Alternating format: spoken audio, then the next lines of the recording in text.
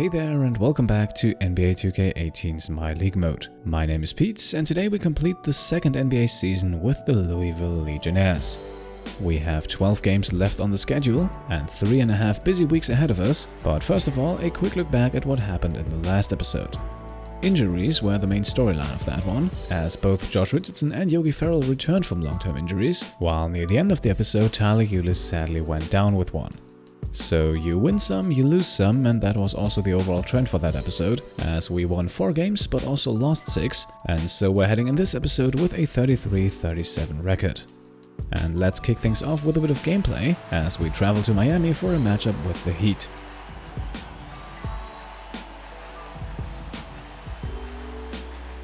Now, the first half of this game was likely a bit closer than it had any right to be, because simply put, the Legionnaires just played horribly.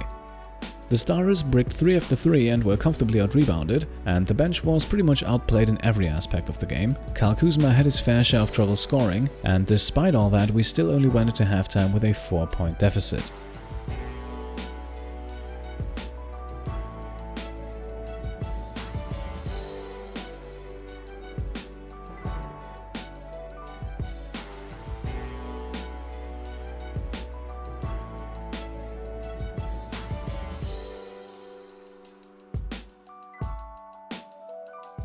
And in the second half we were then sadly not really able to turn it around. The Heat continued to dominate the glass, our bench continued to make mistakes, and so in the end the Heat come away with a well-deserved 104-96 victory.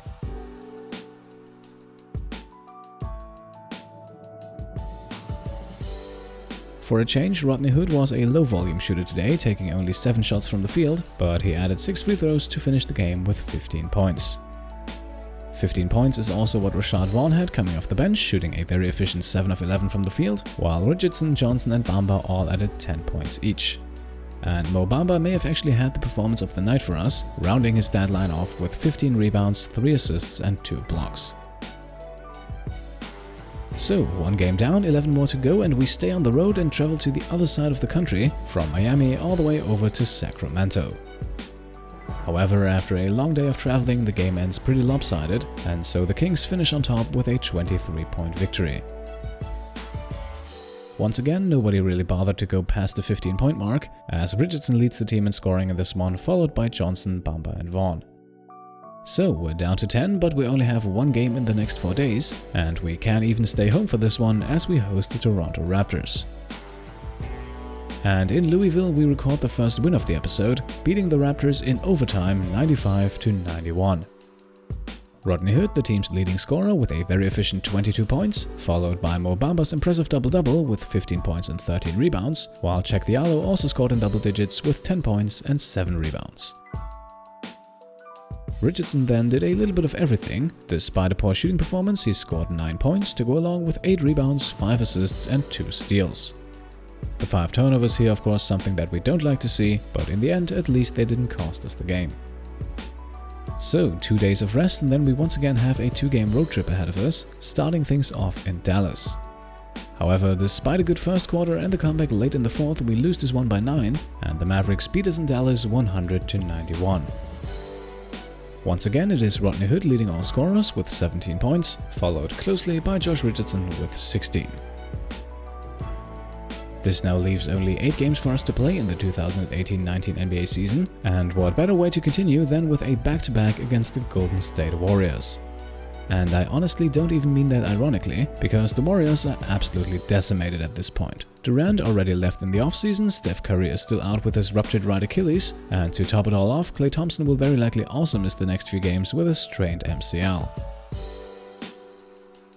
On the other hand, Tyler Ulis already returns from his injury, and so he will immediately get the starting job back over Yogi Ferrell, however with slightly reduced minutes, and then we head off to Oracle Arena for game 1 of 2 against the Golden State Warriors.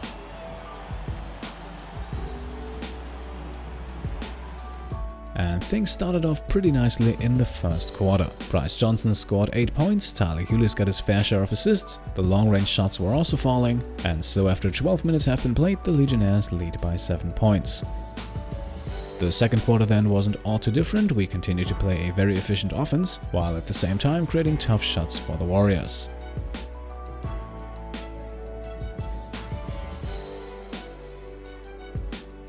and so with that we actually double our lead to go into halftime and build ourselves a nice 14-point lead. So the game pretty much already decided, right?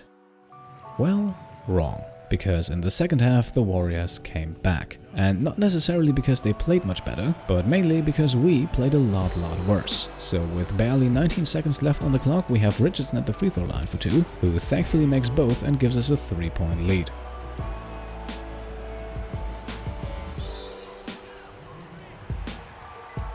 Out of the timeout, the Warriors then with a bit of a strange play, but it does succeed in creating an open shot for Patrick McCaw, who thankfully has a foot on the line, and so his shot only counts for 2. Out of our timeout, we then get the ball over to Rodney Hood, who immediately gets fouled and also goes to the line, and while he makes the first, he misses the second one, and the Warriors immediately take their final timeout.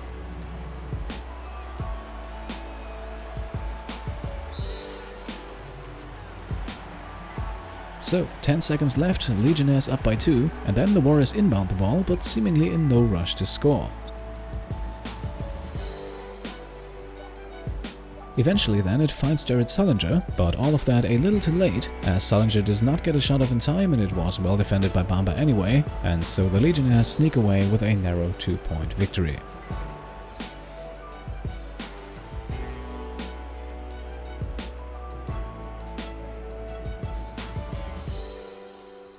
At the top of the scoring list, we have a familiar name with Josh Richardson, while an honorable mention goes to Mo Bamba, not only for his defense on that last possession, but also for an overall great game, recording 7 points, 12 rebounds, 3 assists, a steal and 4 blocks.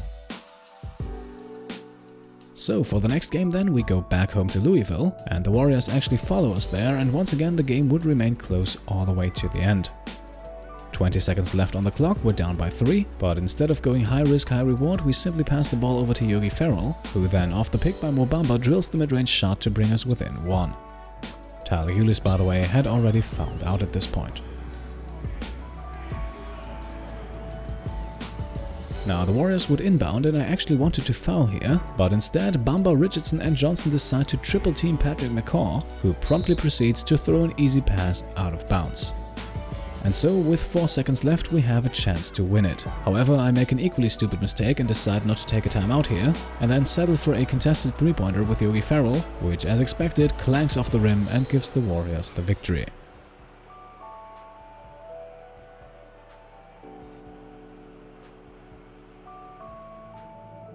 Now, despite fouling out late in the fourth quarter, Tyler Ulis would lead the team in scoring with 17 points, followed by Mo Bamba, who had a very efficient 16 points, but also a not-so-efficient 6 turnovers. Bryce Johnson finished the game with 15 points, but also with 4 turnovers, and so our inability to hold on to the ball probably had a role to play in the loss here. Speaking of losses, despite this one, we have now reached our season goal of 35 wins. And with 6 games left to play, we not only have a chance to improve that further, but we also have a very slim chance of making the playoffs. We are currently 5 games back from the 8th seed, and with 6 games left to play, at least mathematically, we still have a shot. And we actually keep our hopes alive against the 76ers. Despite losing 3 or 4 quarters, our second quarter was just so dominant, so that in the end we come away with a comfortable 10-point victory. Tyler Ulis once again the best scorer of the night with 19 points, followed by Vaughn, Johnson, Ferrell and Richardson. And with that, we're down to 5. 1.5 weeks left to play in the season, we have 4 home games and a lot of rest in between, so maybe we can finish the season off with a small win streak. The Detroit Pistons, however, already seem to have something against that. At home in Louisville, they beat us by 11, 98-87, as Rodney Hood once again emerges at the top of the scoring list with 18 points, albeit only making 1/3 of his shots. Rashad Vaughn added a slightly more efficient 15, but regardless, this game seals it, the Louisville Legionnaires will once again not make the playoffs.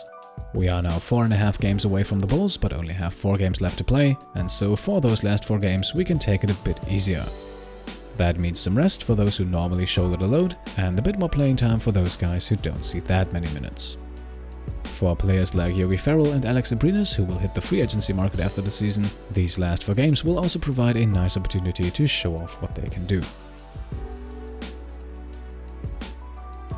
So let's start things off against the Kings, and with the core players out, things go about as I had expected. Sacramento wins in Louisville 111-96, and we once again have a small injury on the team. Juan Hernangomez twists his ankle and will now miss about 1 to 2 weeks, and while we could force him to play through it, we will instead have him sit out for the rest of the season. That now means a few more minutes for everyone else, and one thing I actually forgot to record in that box score previously, a phenomenal rebounding performance by Cheick Diallo. He grabbed 18 boards tonight and with that set a new franchise record in rebounding. Up next, we then go up against the Bucks in Milwaukee, and once again the outcome was never really in question. The Legionnaires get absolutely crushed in a 35-point defeat. The only bright spot maybe, Mo Bamba leading the team in scoring for the second straight game. Coming off of his career performance, Diallo also had a nice game again, this time a bit more active on the scoring front with 14 points to go along with 7 rebounds and 2 blocks. Sadly, we also suffered 2 more minor injuries in this game, as both Kyle Kuzma and Yogi Ferrell get hit with a sore right ankle. Their status remains day-to-day, however, and so we won't make any premature rotation changes. Maybe they are already good to go again for the next game. And indeed they are. Before we face the Spurs, both Yogi Ferrell's and Kyle Kuzma's injuries have fully healed. Nonetheless, the game once again ends in a decisive loss. Ferrell did bounce back though and led the team in both scoring and assists with 17 and 7.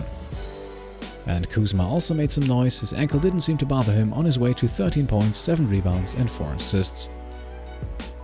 So here we are, season finale at home against the Philadelphia 76ers.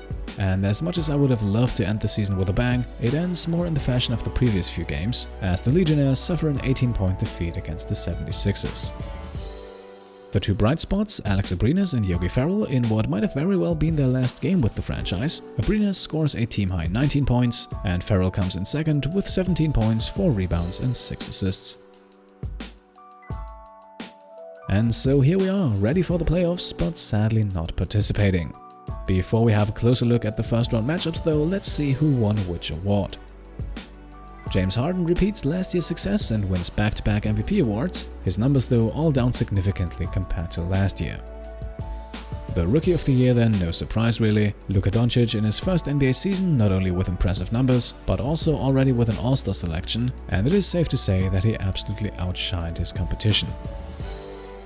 Tyreke Evans then wins 6th Man of the Year playing for the New York Knicks, finishing the season with averages of 15.5 points, 4 rebounds, 4 assists and almost 2 steals per game. The Defensive Player of the Year award also has a back-to-back winner in Rudy Gobert, who lays down an impressive stat line with 18 points, 14 rebounds, a bit under a steal and 2.5 blocks per game. The most improved player then, the Warriors' Jared Sullinger, who finished the season averaging an impressive double-double with 11.5 points and 11 rebounds. Mike D'Antoni then also claims the Coach of the Year award in back-to-back years, as he leads the 56-win Rockets to the best record in the league. The All-NBA First Team then is headlined by prominent names, including this year's MVP, while Westbrook, James, Antetokounmpo and Cousins are probably all equally deserving of the honors. The All-NBA Second Team then already has a big surprise for us in store. Yes, Luka Doncic earns one more accolade to add to his resume. Kevin Durant also makes the team despite being hit with a wrist injury late in the season, which with the playoffs around the corner of course comes at the most unfortunate time. The All-NBA Third Team then once again has a few household names in it, but holds no more surprises for us in store. With Wall, Butler, Green, Davis and Gobert, we then have excellent candidates for the all-defensive first team, and in the second team, next to Westbrook, Leonard, Antetokounmpo and Jordan, we once again have Luka Doncic. His impressive rookie season, however, does not end here, as Doncic of course also headlines the all-rookie first team, and great to see here that Mo Bamba also made it into that group. The all-rookie second team then has an interesting group of young players as well, and the Memphis Grizzlies, here represented both by Kevin Knox and Colin Sexton, might have a bright future ahead of them. Now, before we have a look at the playoff picture, I will leave you with a quick look at the final standings, both in the Eastern and the Western Conference, and we'll start out west and I will check back in with you in about 30 seconds.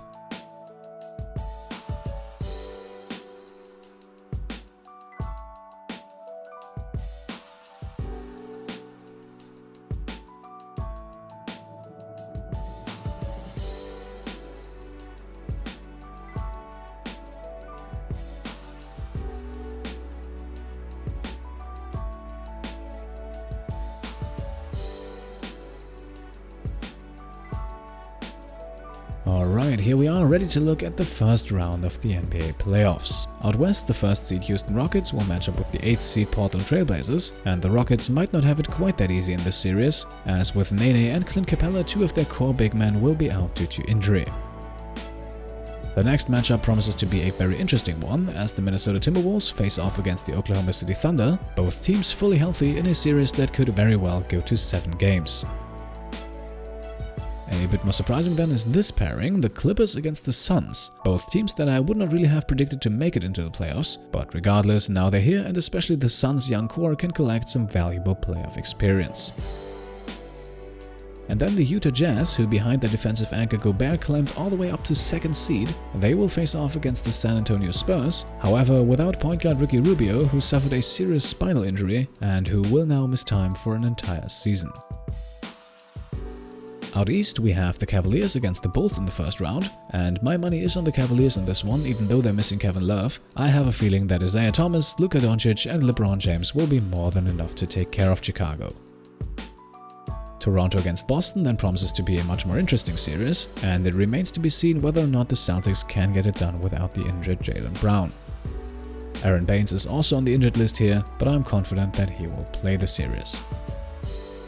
Philly against Indiana then could be a lot more lopsided than it first seems, because as I mentioned earlier, Kevin Durant will very likely miss the entire series. The Sixers on the other hand also have Markelle Fultz and Jahlil Okafor out, but still I would give them the upper hand in this series. And to wrap things up in the East, we have Milwaukee against Washington, a series that may depend on how much and how well Antetokounmpo can play, as he is currently suffering from a strained left Achilles. And while we are on the topic of injuries, a quick look at the Warriors. Yes, Steph Curry is still out, Patrick McCaw has been added to the list as well, and after an amazing stretch, the Warriors failed to make the playoffs for the first time since 2012.